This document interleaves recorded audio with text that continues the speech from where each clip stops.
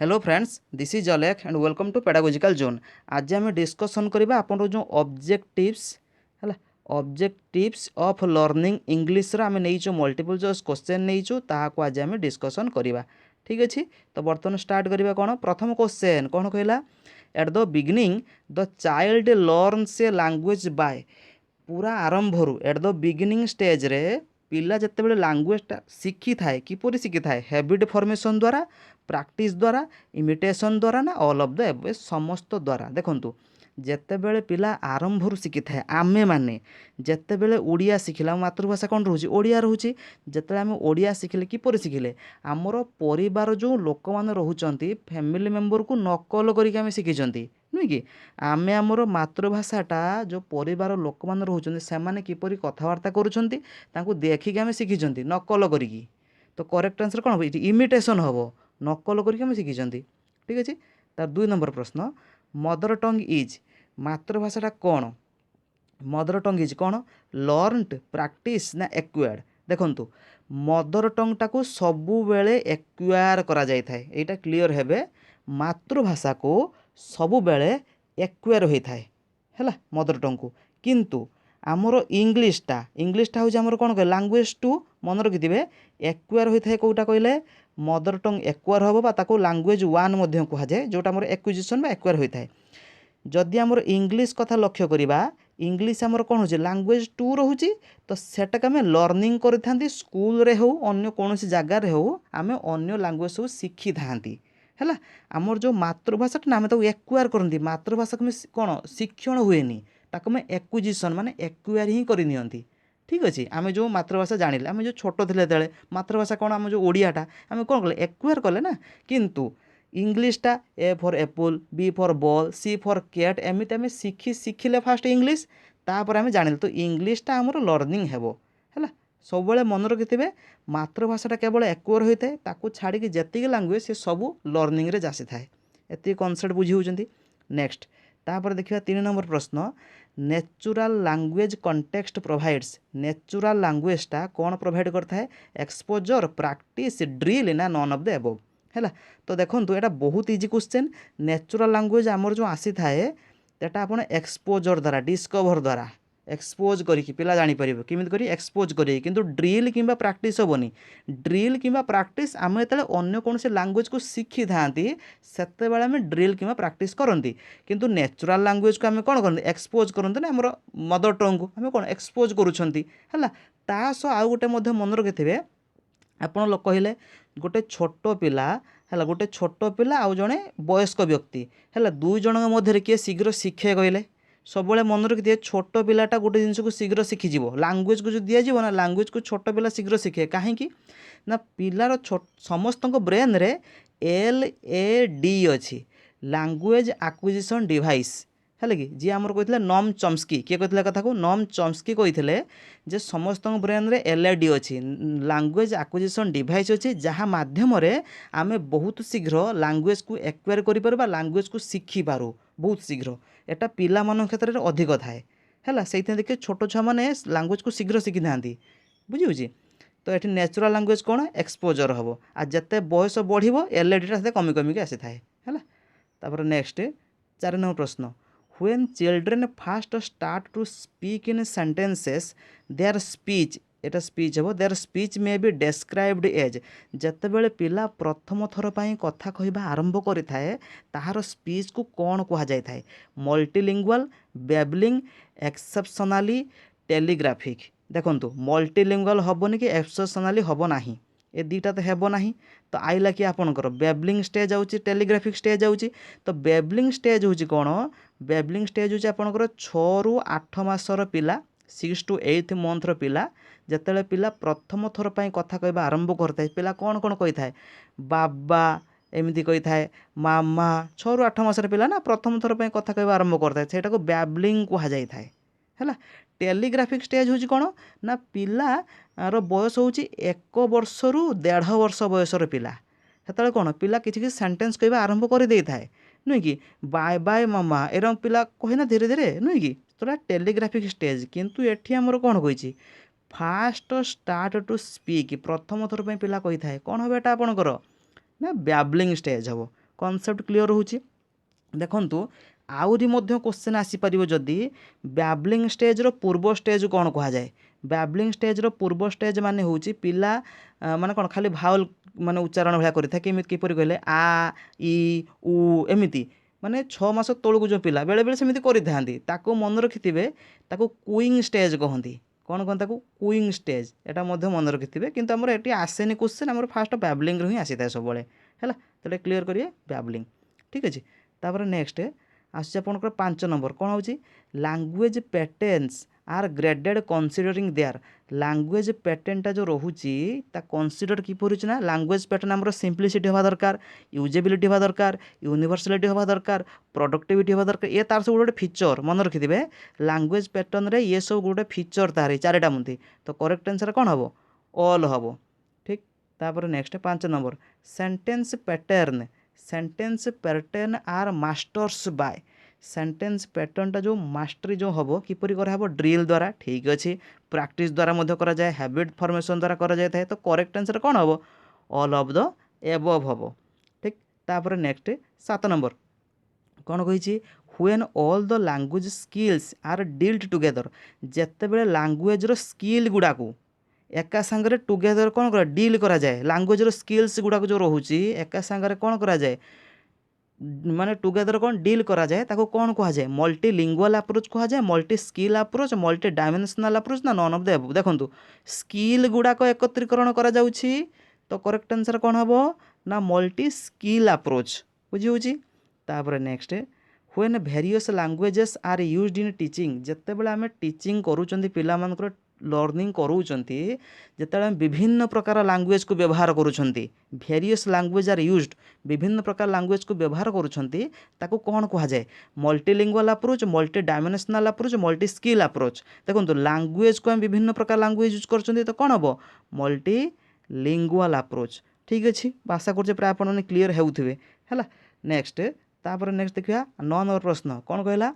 A child learns language at the initial stage बहुत easy प्रथम initial stage रे प्रारंभिक अवस्था रे पिला जते बेले लैंग्वेज शिखि थाए केउठु शिखि थाए ता फ्रेंड मान पाखुर शिखि थाए ना कम्युनिटी मेंबर्स पाखुर ना फैमिली मेंबर पाखुर बहुत इजी इनिशियल स्टेज बर्तमान डिस्कशन करिक मध्य आरंभ पिला केउठु लैंग्वेज शिखि थाए फैमिली मेंबर्स मान पाखुर आमे माने समस्त हमर मातृभाषा हम प्रथम कौन शिखिले मातृभाषा उड़िया शिखिले ना तो उड़िया जो शिखिले किपरि शिखिले परिवार वर्ग पाखुर ना प्रथम थर पई फैमिली मेंबर मान पाखुर ठीक अच्छे तो करेक्ट आंसर ऑप्शन नंबर 3 हम ठीक तापर नेक्स्ट देखो जब क्लासटा भल लगुच देन लाइक करेंगे एवं शेयर करूँ सांग मान शेयर आप करेंगे ठीक अच्छे तापर नेक्स्ट 10 नंबर कौन कहला 10 नंबर प्रश्न dash plays an important role for interest in language learning किए इम्पोर्टाट रोल प्ले करें लैंग्वेज लर्निंग रे इंटरेस्ट आनियापाई ठीक अच्छे लैंग्वेज लर्निंग रे भाषा शिक्षण रे इंटरेस्ट आनियापाई किए इम्पोर्टाट रोल प्ले करें किए social context multilingual context motivation ना प्रैक्टिस है तो देखंतु जेते बेले आमे कोनोसी शिक्षण को इंटरेस्टिंग करिया चाहूँगी पिला मानक मध्य इंटरेस्टिंग करिया चाहूँगी तो आम कौन दरकार होता है मोटिवेशन दरकार होता है है पिला मानक मोटिवेशन आमे मन कर तो पिला पढ़ाऊँ पिला माने बोर हो गले तो हेटी मोटिवेशन दरकार पिला मानक में स्टोरी कहि परिबा ठीक अच्छे तो स्टोरीटा भी गोटे मोटिवेशन रोचे नुह कि तो एमती कही कौन जमी शिक्षणटा कौन इंटरेस्टिंग करेबा एंजयेबल करेबा कारण सेमिति हेले कौन जोटी आनंद लगुथ पिला पढ़ाई पाठटा कौन दीर्घस्थायी रहिबो तो हेटी कौन दरकार मोटिवेशन दरकार ठीक तापर नेक्स्ट 11 नंबर प्रश्न कौन कहला substitution table drills helps teachers in substitution table माने आप जान ना कौन आप देखि इंग्लिश बरे एमती गोटे टेबल थिबो एमि सब टेबुल थी मन कर ये राम लिखि ये हरि लिखि ये सीमा लिखि एमती लिखि ये लिखि उई लिखि तो ये इज थी आर थी हैव थी ये मनकर गोइंग थी ये मनकर प्लेइंग थी ये सिंगिंग थी तो एटा को जोड़ी आम सेंटेंस करती राम इज प्लेइंग ता नाम लिखा राम इज प्लेइंग एमती थाए ना जोड़ी आम करती सब शब्द को सेंटेंस जोड़ी करती सहीटा को सब्स्टिट्यूशन टेबल कहती है तो सही जो टेबल ड्रिल कौन टीचर्स मान कौन हेल्प करता है ना giving controlled language practice developing free writing skills improving the fluency of learners evaluating the listening skills देखो एटा आपणकर आसी थाए ये जो substance table writing skill rate आसी थाए मन रखिथे एटा को स्किल रेट आसी थाए राइटिंग स्किल चारिटा स्किल अच्छे लिसनिंग स्पीकिंग रीडिंग राइटिंग तो राइटिंग स्किल रे आसी थाए एटा आपनकर कंट्रोल्ड राइटिंग रे आसी थाए कंट्रोल राइटिंग अच्छी फ्री राइटिंग अच्छी विभिन्न प्रकार राइटिंग सब पार्ट पार्ट भाग होती तो यहाँ आपको आसी था कौटी कहले ना कंट्रोल्ड राइटिंग रे तो करेक्ट आंसर कौन हम ऑप्शन नंबर 1 हम ठीक अच्छे तो करेक्ट आंसर कौन हम ऑप्शन नंबर 1 हम এইটি মু কহি রখুছি যে আমার তো করেক্ট আনসর অপশন 1 হলা ঠিক আছে এইটি মু কহি রখুছি যে আমার লিসনিং স্কিল যে রহুছি লিসনিং স্কিল রে আছে আমার টাইপস অফ লিসনিং কোন আছে কইলে টাইপস অফ লিসনিং যদি আপন মানে চাহুচନ୍ତି যে টাইপস অফ লিসনিং র ক্লাস করিবা পাই দেন ক্লাস কর দিয়া যিবো ভিডিও লেকচর ভলা করা যিবো ক্লাস মানে এমসিকিউ নুহে সেটা বিভিন্ন টাইপস বুঝা যাব না যদি চাহুচନ୍ତି করিয়া পাই দেন আপন কমেন্ট সেকশন লিখিবে তা ক্লাস মু কর দেবি ঠিক আছে নেক্সট তারপর দেখিবা नेक्स्ट तापर प्रश्न कौन कहला ना substitution drill is a technique used in substitution drill जो टेक्निकटा यूज होता है कौ मेथड रे ग्रामर ट्रांसलेशन मेथड है communication language teaching audio lingual method ना डायरेक्ट मेथड ये मेथड सब क्लास गोटे गोटे कर दि जाव जिते हम तो आमर ग्रामर ट्रांसलेशन मेथड माने आगुरी जो आम जो पढ़ुले ना गोटे इंग्लीश रे गोटे वर्ड को पढ़ा राम इज गोइंग ता ओडिया कौन राम जाऊँगी माने सेंटेंस माने पाराग्राफ गोटे पाराग्राफ अच्छी आम जो पढ़ुले आगुरी जो पढ़ुले तो किमी पाराग्राफ एमती अच्छे पाराग्राफ पढ़ुला ओडिया माने ही पढ़ुले सेटा पुराना मेथड था ग्रामर ट्रांसलेशन मेथड ट्रांसलेशन करी पढ़ाऊला कम्युनिकेशन लैंग्वेज टीचिंग यहाँ नुआ मेथडटे ताने कम्युनिकेट करी पिला कम्युनिकेशन करी शिखती यहाँ भल मेथड कहुए कम्युनिकेशन करी पिला शिखिपारे तापर ऑडियो लिंगुअल मेथड माने एटा ओरल स्पीच उपरे कहुए ओराली पिला कहुए पिला माने सेमिति कम्युनिकेशन करी शिखती डायरेक्ट मेथड पूरा इंग्लिश टू इंग्लिश पिला माने कहुए ये ओडियार प्रश्न उठुनी है इंग्लिश टू इंग्लिश माने टीचर भी इंग्लिश रे कहे पिला भी इंग्लिश रे पढ़े इंग्लिश छड़ा अन्य को लैंग्वेज ही आसबनी तो आमर जो सब्स्टिट्यूशन ड्रिल एटा आमर होता है कौटे कहला डायरेक्ट मेथड रे है को मेथड होता है डायरेक्ट मेथड रे ठीक अच्छे तापर next 13 number the principle of speech and exposure तो प्रिंसिपल ऑफ कोई देखो speech and exposure implies the teachers of English should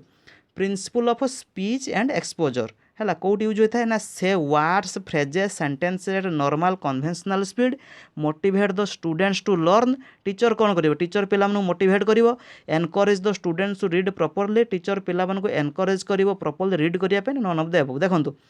जिते बेले होता है प्रिंसिपल ऑफ स्पीच आउ एक्सपोजर कथा जो आसी थाए से टीचर कौन करिवो ना निजर कन्वेंशनल नॉर्मल कन्वेंशनल स्पीड रे नॉर्मल कथबार्ता स्पीड रे टीचर पिला मानक वर्ड कहिबो फ्रेज कहिबो सेंटेंस मध्य कहिबो कारण पिला माने एक्सपोज करिवे ना डिस्कवर करिवे ना तो करेक्ट आंसर ऑप्शन नंबर 1 हबो 14 प्रश्न कौन कहला to get over the problems in learning English the teacher should पिला मानू तो गेट ओभर पिला मानू ओभरकम करिवो कोन ना पिला मानकर इंग्लिश लर्निंग रे पिला माने असुविधा फेस करूछंती तो पिला मानू हेटर किपरि कौन करे ओभरकम करै परिवो तो टीचर कौन करिवो give importance on the presentation teacher presentation उपर इंपोर्टेंस दबो maintain good relation with children पिला मानक सह भल संपर्क रखिबो teach all the language items before the reading passage is taken up गोटे पैसेज पढ़ाइबा पूर्वरु पिला मानकु गोटे पैसेज पढ़ाइबा पूर्वरु लैंग्वेज रो आइटम्स गुडाक सब ऑलरेडी पिला मान पूर्व पढ़ाई देथिबो ना ऑल ऑफ द एबव देखंतु जदि पिला माने प्रॉब्लम फेस करूचंदी तो टीचर कौन करिवो ना पिलांकु पैसेज पढ़ाइबा पूर्वरु teach all the language items गुड़ाक ऑलरेडी टीचर पिला कहीदे पढ़ाई सारी ठीक अच्छे तापर 15 नंबर कौन कहला the study of words and their meaning is known as देखो स्टडी ऑफ कौन कहला वर्ड एंड देयर मीनिंग गोटे वर्ड को स्टडी करिवो एवं देयर मीनिंग को कौन कह जाए फोनेटिक्स सिंटाक्स लिंग्विस्टिक्स सिमांटिक ठीक अच्छे देखो यार कॉन्सेप्ट आप बुझे फोनेटिक्स कौन कहले ना स्टडी ऑफ स्पीच साउंड मन रखिथे स्टडी ऑफ कौ साउंड कहले ना स्पीच साउंड आम जो कथा कहना कि ये जो कथबार्ता जो उच्चारण आम जो साउंड प्रोड्यूस कर ए बी एप्पल ये जो साउंड जो प्रोड्यूस कर स्टडी कहुए फोनेटिक्स एति कॉन्सेप्ट क्लियर है ठीक अच्छे सिंटाक्स कौन कहले सिंटाक्स हूँ स्ट्रक्चर ऑफ सेंटेंसेस माने गोटे सेंटेंस आम कौन जहाँ भी लिखुंट मन करंतु गोटे सेंटेंस जहाँ भी हम लिखले किमिति लिखले सब्जेक्ट रहिबे तापरे भर्ब रहिबो तापरे ऑब्जेक्ट रहिबो कॉम्प्लीमेंट रहिबो एमिति हम यूज करंतेनि कि सेंटेंस सेमिति लिखंती सेटाको सिंटैक्स कहंती। सिमांटिक होउची कोन सिमांटिक होउची ए जो सिमांटिक आसला ना स्टडी ऑफ वर्ड को हम स्टडी करि परिबा बा आपणकर स्टडी ऑफ वर्ड रहुची स्टडी ऑफ फ्रेज रहुची हैला स्टडी ऑफ कोन सेंटेंसेस रहुची ठीक अच्छे ये विथ देयर मीनिंग ता मीनिंग सह कौन से शब्द को कौन सी फ्रेज को पूर्ण अर्थ रे प्रकाश करबा कह जाय कोन सिमांटिक बुझुछ ता माने Ram goes to school Ram goes to school तो देखंतु एटा कोन पूर्ण अर्थ प्रकाश करछ ना राम विद्यालय जाए बोली नुई कि तो सेटा सिमांटिक कौन सी वर्ड को बा कौन सी फ्रेज को कि कौन सेंटेंस को ता मीनिंग्स आम जो उपस्थापन करने को कौन कह जाए सिमांटिक कह जाए बुझीगला एटी आउ दु तीन टा हिंट्स देवाक चाहिए जदि क्वेश्चन आसो स्मॉलेस्ट यूनिट ऑफ लैंग्वेज मन रखिथे जदि आसे कौन स्मॉलेस्ट है स्मॉलेस्ट यूनिट ऑफ लैंग्वेज ठीक अच्छे यूनिट ऑफ लैंग्वेज जदि आसो कह जाए कौन कहले ना फनीम मन रखिता कौन कह जाए फनीम कह जाए फनीम माने आपन स्मॉलेस्ट यूनिट ऑफ लैंग्वेज माने कोटा कौन A B C D E F एटा सब कौन कह जाए ना फनीम कह जाए बुझले किंतु जदि क्वेश्चन आसे small unit of word small unit of word word रो स्मॉलेस्ट यूनिट कोट रहउछ आपन जदि आसीबो ताहाको आपनकर कह जाए मन रखिते मॉर्फिम कौन कह जाए ताको मन रखिबे मॉर्फिम कहंती है मॉर्फिम माने आपनकर बॉल आपनकर डॉग आपनकर कैट ये सब कौन से जो गोटे शब्द को अक्षर को जोड़े गोटे जो शब्द हो ताको मॉर्फिम कहंती है गोटे जो शब्द है बुझी आउ जदि आसो क्वेश्चन मन रखिथे स्टडी ऑफ साउंड पैटर्न आम जो साउंड वर्ड नुहे साउंड पैटर्न ताहार स्टडी करने को कह जाए आपनकर मन रखिथे ना फोनोलॉजी कौन कहती फोनोलॉजी है फोनोलॉजी फोनेटिक्स अलग अलग बुझे फोनोलॉजी माने study of sound pattern phonetics माने स्टडी ऑफ स्पीच साउंड है ये थला किसी कॉन्सेप्ट जोटा आपन मु चेष्टा करपाई जो डाउट थी कमेंट सेक्शन लिखिपारे ठीक अच्छे जदि चाहूथे आपणकर टाइप्स ऑफ लिसनिंग टाइप्स जो रोचे जब जानापी कहे देन तार क्लास अवश्य कर दिया ठीक अच्छे।